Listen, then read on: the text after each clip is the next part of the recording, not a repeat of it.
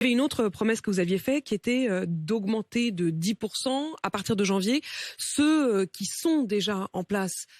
Non. Parce qu'il l'espérait. Je recite à nouveau Sophie Vénétité qui était ce matin sur RMC qui disait moi je m'attendais à avoir 10% d'augmentation sur ma fiche de paye en janvier, ça ne sera pas le cas. Non, nous n'avons jamais dit ça et Sophie Vénétité sait parfaitement ce qu'il en est. Les augmentations auront lieu à partir de septembre. Nous n'avons jamais dit ça. Nous n'avons jamais dit ça. Moi j'ai été élevé en grande partie par une grand-mère qui était enseignante.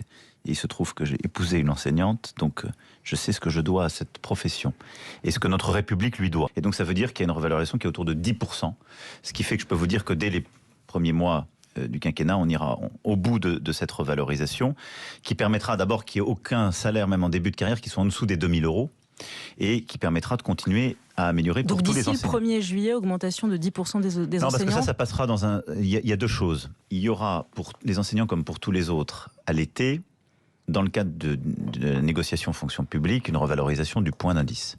Indépendamment de ça, il y a une revalorisation qui, elle, sera plutôt portée dans la loi de finances, et donc qui interviendra en janvier. Non, nous n'avons jamais dit ça. Nous n'avons jamais dit ça. En janvier.